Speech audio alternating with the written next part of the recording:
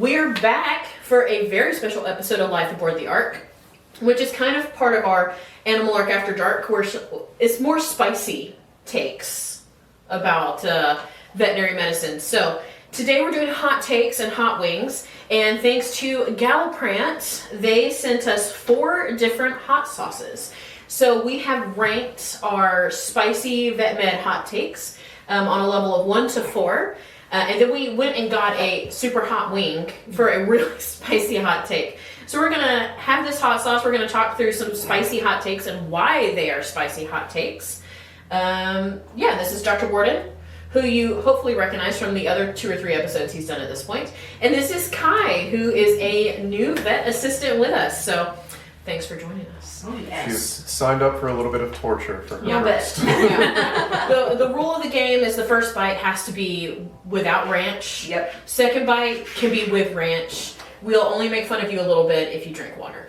Fair. Okay. All right. Oh, this is mild mutt, which is a cayenne hot sauce. All right. Cheers, guys. Oh. Okay. No, that's spicy. That's pretty good. Mm-hmm. Very mild. Very mild. Sweet. Mm-hmm. Yeah. Oh, yeah. Kind of sweet. Okay. So, our first level 1 hot take. Retractable leashes are horrible for training your dog and for walking your dog. Absolutely, 100%. They don't know how much length they have to work with, so you can never adequately leash train them. Also, someone called that the devil's rope, I think, one time, Wouldn't surprise me. which is very funny to me because if they wrap around your leg or their leg, You're both done. you're done. Yeah. I've seen, if you really want to be gruesome, you can Google it. People have lost fingers to retractable leashes. Rope burn happens quite a bit with them. The big thing too, they don't always lock super well. I've seen locking mechanisms break, and if your dog's shooting out 30, 40 feet, whatever, you don't have control. And then those cables are thin. I've seen them snap. Like They are. in person, And I've if seen you them try snap. to grab them, they will Rope burn. Yeah, it hurts. Not good. You want to do hot take number 2? Sure. The second hot take is we do not care that you're using illicit substances, weed, whatever. We care that your pet gets appropriate treatment if they get exposed to it. I can tell you the number of times, like working ER when I worked ER, we would have people come in and it's like, I smell the weed on your dog. And they're like, no, I don't know what they got into. It's like, it's okay, guy. Or Like, they just blame it tell on me. the neighbors. Or they blame it on, and I don't Even care. then, if you want to blame it on the neighbor, as long as you say, yeah, my neighbor made brownies and my dog ate one, great. Then I know your Now dog we got know. brownie. Yeah. We're not gonna call PETA. No, we're not Or calling the the cops. police. We don't care. We just want to make sure your animal's okay. Yeah. All right, there you go. And then my indoor pet can't get rabies, heartworm disease, flea, or ticks. And- Eyes. Lies. They sure can, because you know what carries rabies? Mosquito. No, No, rabies. bats. My bad. Heartworms. I jumped ahead. Yeah, it's the hot sauce. No, bats carry rabies. Yes. Yep. Bats get in your inside. house. Yeah. A lot of people who have attics. There's There's Right. bats up there. There's bats up Talking there. to a client about that yesterday, actually. Yeah. They're cute. They're rabid. Yeah. And Yes. your cat is going to get rabies from it. It's gonna try to eat it. Yep, but mosquitoes get in your house for heartworm disease. Fleas can also come in on your shoes. Yep. And I can't tell you the number of times, like, if I'm out in the woods, I could bring a tick into my house. I've actually had a tick on me before. Yeah. And I then, of course, was like searching all my pets, their own prevention, of course, so nothing I have to be worried about. But still, they'll come in. And They'll come in.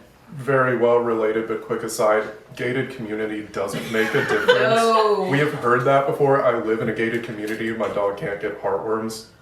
And just because you spray your yard doesn't mean there's an invisible force field that a mosquito can't fly through. They can still fly through that and fly into your house and bite your pet. Yep. And they can get Sure, yep. heartworms. It only takes 1 bite. Level 2, we have hot dog, which is a habanero hot sauce. All right, first bite, no ranch. Let's see.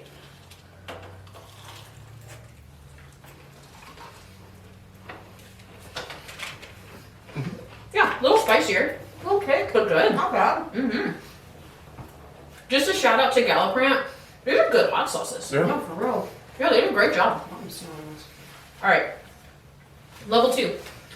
We can tell when you're not following medical instructions or after surgery using the provided e-collar or comb that we send home with your pet.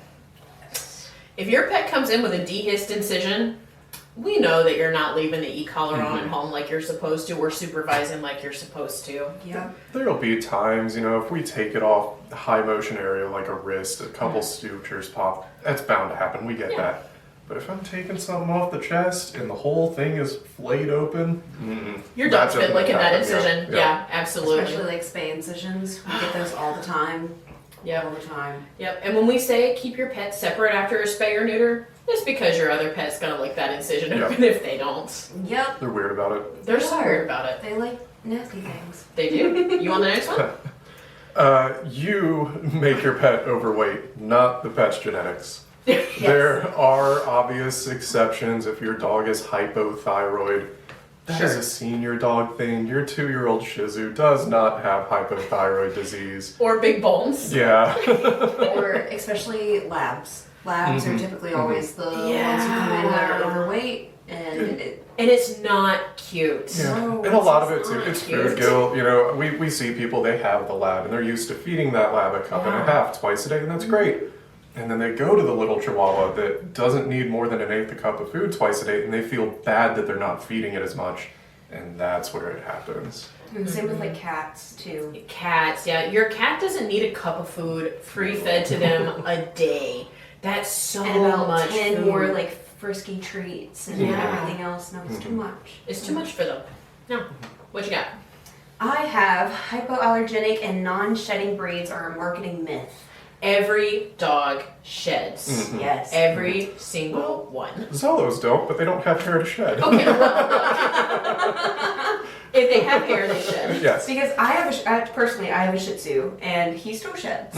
Yeah. And that's just kind of how it is. I mean, And we see doodles come in all the time that shed in the room, and the people are like, yeah, they shed all the time. Maybe a little bit of truth to the hypoallergenic, but it's nowhere near as big as what they've marketed it to be. Dogs are still, a lot of it's saliva, so if they're grooming themselves, you're potentially allergic. Absolutely. All right, so we're back with spicy takes number 3, and we have a little rough, which is jalapeno hot sauce. And this one, as we have been talking about, is green. yeah. So we're going to see very green. I'm hoping it's just the jalapeno. Vinegary. Very vinegar forward. Fruity too. So, our first hot take for this level, which some of our staff has told me might be spicier than level 3, but we'll see. Emotional support animals are not ADA recognized service animals. Unfortunately, a little self-explanatory. If you can go online without a doctor's note, fill out a form, and have your hamster or whatever ESA certified, it will not hold up in a court of law. Your landlord can tell you no. Yep, and it is a felony, something for people to think about. And service animals are medical equipment. Yes. So when you're taking your really cute but untrained Shih Tzu, Yorkie, small little pocket dog into Walmart with you to go shopping, and they scare a service animal, an actual service animal that someone needs to be able to go places, like that's not it. That's not great. We don't want to do that. Well, most times, honestly, the ESA needs an ESA because they're anxiety ridden and Yeah. They're You know? trauma bonded. Yes. Which I'm trauma bonded with my animals, but I'm not taking them to the store. No.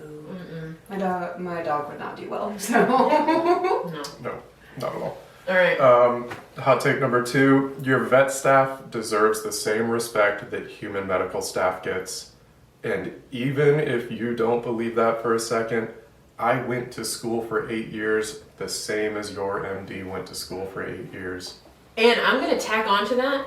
You see more species than your MD does. I see a lot more. And you have to be more diversified in what you see than an MD does. And you have to be able to do it without being able to talk to your patient. And with, people don't always have the money for blood work or x-rays or stuff. So you have to be able to treat that patient without being able to do the diagnostics that a human medical team would be able to do.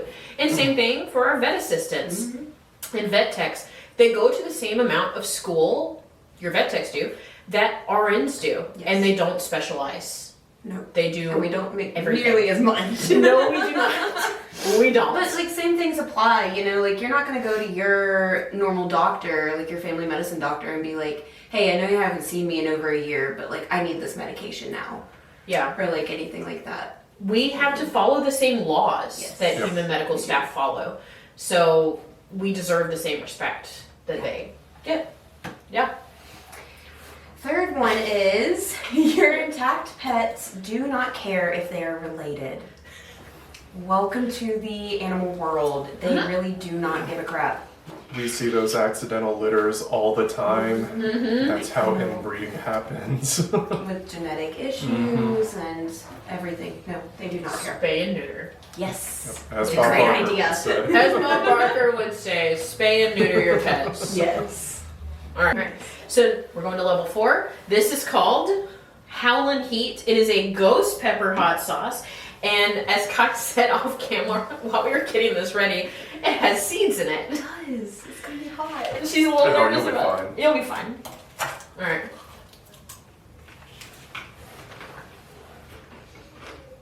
It tastes like ghost pepper. Tastes like a ghost pepper. Yeah, it does. Not as spicy as the time I ate them though, which I don't recommend it. This is a front of the mouth heat. Yeah. A tongue type of, yeah. It's good though. I like this. I was more worried. You don't have to be Not ranch. as And now spicy you as I can thought. dip it in ranch, so you're fine. There you go. Just take a shot of it, you'll be good. All right, level 4. This is going to be a big one, and I know that this is going to make some people feel some kind of way. Mm-hmm. We don't accept veterinary advice from breeders, groomers, or human medical staff, and there are reasons for that. Yeah. First and foremost, they didn't go to school for it. Yep. Just because you are a human neurologist or whatever does not mean that what you learned about me translates to what I know about your dog. Exactly. Because humans and animals have different physiology. We use a lot of the same medications, but that doesn't mean that they're applied in the same way. Which also, by the way, this is getting spicier the more it Oh, yeah. sits in my mouth. Okay, It does. yeah, I was noticing your face. I'm starting to like sweat. We still got one more. Oh We great. still have the extra hot one. Oh yeah. All right. I will say though, for all the groomers, boarding facilities, whatever, who might be watching this, I do appreciate it when you tell an owner, hey, I am worried that something could be going on with your dog, please talk to your vet. Well, That's great. That's all you especially have to because, say. I mean, for our fuzzier friends, the owner might not notice that there is a hot spot like blooming Or somewhere. an ear infection. Or an ear infection. And telling them that their animal's stressed out and to come here for sedatives, please do that. Oh, yeah. Because then that Yeah. also means that we can know for the future when that animal comes back, hey, they're stressed. Yeah. Yeah. We don't want them to be stressed. We want them to have a good time. We do want them to have a good time. Best of a time as they can have. Yes. Yeah. All right, your go. We have trying to treat your pet at home with old or expired medications is a waste of time and money and bad for your pet. Don't give your meds to your pet. Just Please don't. especially if you're not getting a diagnosis from us and us telling you what to give your pet. Just because we say they're hypothyroid doesn't mean your thyroid supplement is the strength or amount or whatever that they need. That's Leave first it and to the foremost. doctors. Yeah. And just because you think that they have an infection or something, when you give antibiotics, because I think that this is more for me for like the antibiotic aspect Oh, of it. Throwing antibiotics at the wall is really terrible for antibiotic resistant bacteria because Yep. you're not giving Yep. the appropriate amounts, you're not giving the appropriate medication half the time, and you're not giving it the appropriate length. So it's not going to work, and it's going to make that infection come back way worse. I had to make sure it wasn't on here somewhere else. Do not stop your antibiotics early unless I tell you to. When we prescribe 10 days of Yes. antibiotics, they need 10 days of antibiotics. Don't stop at day 5 just because they're acting better. Yeah. That's also bad. And then you're going to look at your medicine cabinet 2 years from now when your dog is peeing a little more frequently than usual and say, it might be a UTI, let me finish that Clavamox. It doesn't work that way. Also, Yeah. certain antibiotics treat certain, like you Yep. were talking about, Illnesses, yeah. certain illnesses, and then also if they're expired, they don't work as well, and Or they then work too much. yes, and then you're just giving your pet medication that they don't even want to take in the first place, and you're having to fight them. It's a whole mess. Or I'm going to say this in the case of like phenobarbital or Keppra or seizure medication. If your pet's improving on the medication, Do stay on it. not stop Yeah. it. Don't stop That's just because they're- working. thing. There are some drugs that are for life. Yeah. Yes. Mm-hmm. All right. It is not our responsibility to get bitten by your pet if you do not want to pre-medicate them or muzzle them. If you know your animal is going to bite us coming in, Tell us. please. It's not fair to your vet staff to get mauled because I have seen some really terrible injuries in this field. I've seen people get their entire face degloved Oh, yeah.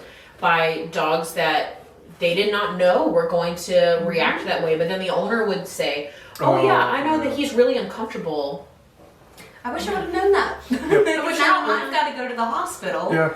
and potentially get a tetanus shot, which hurts. Yep. Or I'm going to have to be on antibiotics for a long time. And Or in the case of cat bites, it's IV antibiotics a lot of times. yeah.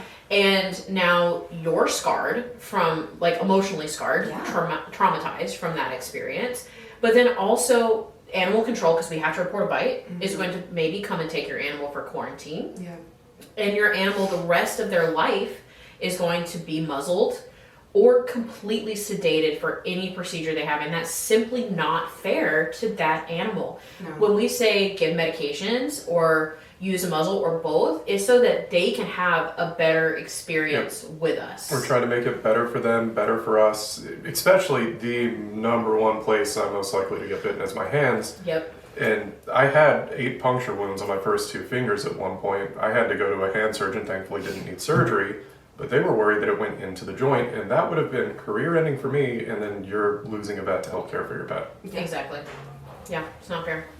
And then we do have an extra level 4 one, and I know that this is going to be a super, super spicy hot take for a lot of the animal community.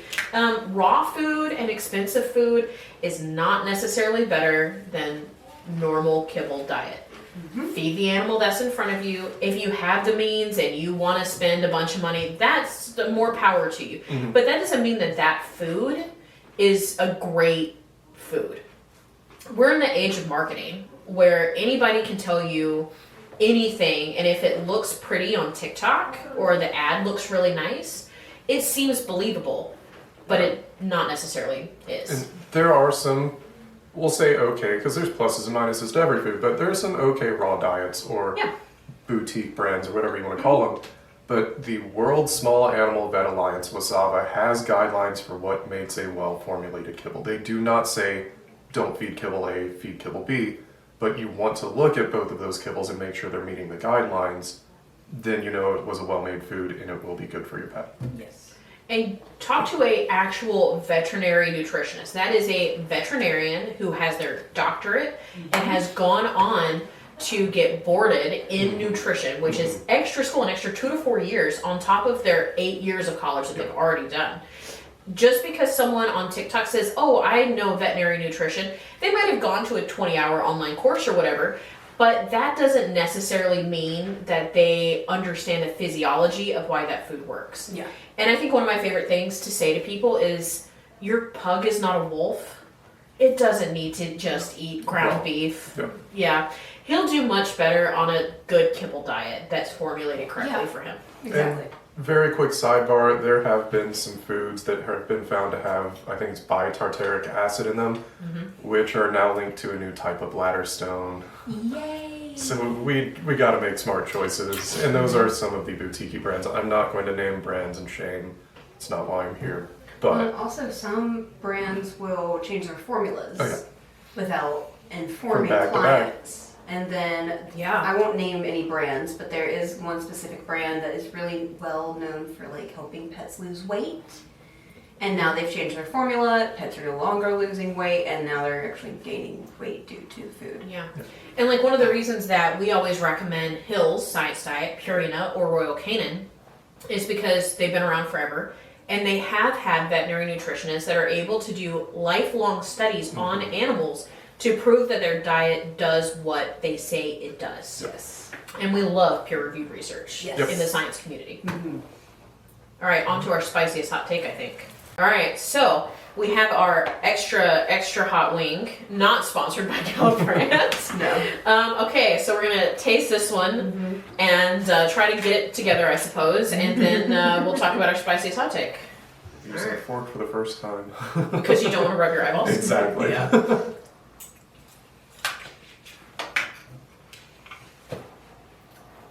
Alright, I'm gonna show you. This was spicier. No, this one. Mm-hmm. This ghost pepper one. That was way spicier. Mm-hmm. We should have ended on that one. Really? No, we should have. Yeah, this isn't bad. We'll see if it builds. Oh no, this restaurant can do worse too. So Well, I didn't get the I know, insanity I know. wing because we have to work the rest of the day. we'll do that on the weekend. We'll do that on the weekend when we have a paramedic. Definitely a little more vinegary though. I like a vinegary hot sauce. Yeah, I'm about that. No, All right. that's good. I think so too. Okay, great. So here is my spiciest hot take that we have to talk about today. And this is really gonna upset, I know, some people. When you are purchasing a dog or a cat from breeder, and that breeder is not doing appropriate health testing, so we can say OFAs like hips and elbows, cardiac testing, ophthalmology testing, things like that, and they are breeding parents that do not do some form of titling, whether that's a working dog that actually works, Yep. or is a show dog, Mhm. you are contributing to puppy mills and you are contributing to the oversaturation of animals in shelters. Yes. And this is kind of directly, I think, targeted at our designer, like boutique breeds that are designer mutts. I mean, there's not a better way to say it. Yeah. And when you come in here with your Cava, Pichon, Poo, whatever, 5 different, that is not a purebred anything. No. I hate to break the news to you, that is technically a mutt. And mutt is not derogatory. I have a mutt at home. And they're I great. love him. Yes, they're wonderful. Same with And then- doodles. Same with They're Doodle. not purebred. Yeah, designer breeds. First, for kind of the first thing to talk about, when you're mixing a bunch of different things, you are not getting consistency in that litter from litter to litter. Mhm. So you cannot say this is the temperament, these are the potential health problems. You can't say anything about that litter. Which, when you go and adopt them up from a shelter, you're kind of accepting that responsibility. But when you're selling a puppy for $3,000 Or more. or more, I've seen some for like, I feel like the fluffy Frenchies for like 10,000, which is crazy to me. And you're not getting consistency there. You don't know what they're going to be like as an adult. You don't know what their behavior is going to be like. You can't predict any of these things. Which, when you're buying a purebred dog, that's one of the reasons you're purchasing them. Is for predictable behavior. Yes. And as someone who does dog sports, like, that's what I want, is predictability in the dogs that I'm sporting with. So that's why I get that purebred dog from breeders that health test, that are showing that their parents are actually doing those sporting events, so I know what I'm getting. Yeah. Yeah. Well, that's the health testing too. A lot of the things that, especially OFA specifically, Yeah. is looking at are inheritable. Hip dysplasia is passed from parents to offspring. That is a genetic condition most of the time. And then this is a quick aside from, we'll say, familial experience. If you go to a breeder for a dog and they say they're doing health testing and they do not give you the results, your own copy of the results, they're not doing health testing. Or they're using Embark. Embark is not health testing. It's like the most basic thing that you can Yeah. do. It's good information. It's not Yeah, what it's you not need bad. to do. Yeah. But it's not enough. Yeah. No. You want OFA testing and you want them to show you those certifications. Don't just trust, like in any situation when you're spending a lot of money, like you're not going to trust the car salesman that the car has 5 miles on Nope. it. You're going to look at the car. And you take it for a test drive. And you take it for a test drive, exactly. Yes. So you're going to do the same thing with your animals. If they say, oh, the parents, both of them have excellent hips by OFA. Show me the certificate, please. I would like to look at it. Or this dog, I have German Shepherds, I'm going to use this. They have their IPO1. Show me their IPO1. Show me that they have this, that they have done this work. And you want to meet the parents. Yep. If breeders are not letting you meet the parents, There's something fishy about that one. something's a little sketchy there. Like, make sure that you are vetting who you're using when you purchase an animal. And I think the big thing that we're trying to combat here is puppy mills. Yes. Because puppy mills are not like this big concrete building, warehouse, whatever, downtown where they're breeding a bunch of dogs. It's the guy down the street that has 50, puppies on the ground at a time. Yeah. For Shih Tzus or Aussies or whatever they are breeding. Frenchies, yeah. And then we want to think about too, like, go to the shelter to adopt your pit bull. You don't need the $1,500 micro bully. No. They have so many health problems. Like, we want to look out for you guys. If you like adopt a dog that was once in a puppy mill, fine. Don't go buy a puppy mill dog. No. We don't want to keep funding that. Plus, some shelters can have purebred They animals. can. Like if you're looking for a German Shepherd or An Australian Shepherd Golden or lab, Retrievers. yeah. Heck, there are plenty of rescues that only work with one specific breed that you Yes. can always look up you to. don't And it always might have to be, go to a breeder. and this is not a real thing as far as I'm aware, it might be Virginia Dalmatians and you have to drive to Virginia. That's better than going to the dude that has mom pumping out 3 litters a year Yeah. and not doing any testing. Yeah, and not doing any appropriate vet care because a lot of the time mom is not necessarily vaccinated or kept up on heartworm prevention or flea and tick prevention, and then those puppies come to see us and they have worms Or parvo. Potentially. or parvo Yeah. because they're not getting taken care of appropriately.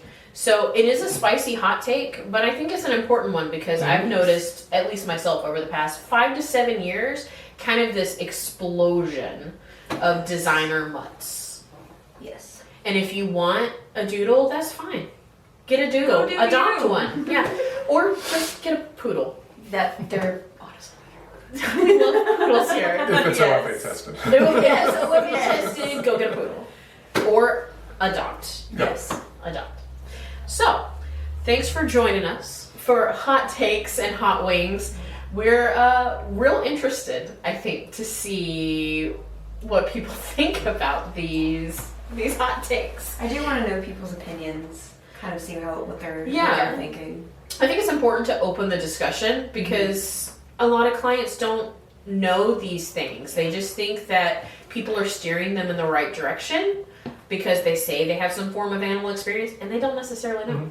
So if you ever have questions, you can always call us. If you're looking at adopting a puppy, you can call us. If you're looking for training tips, you can call us. That's what we're here for. Oh yeah. We're very down to have a discussion. We are not going to tolerate just getting yelled at. Treat us like you would your doctor.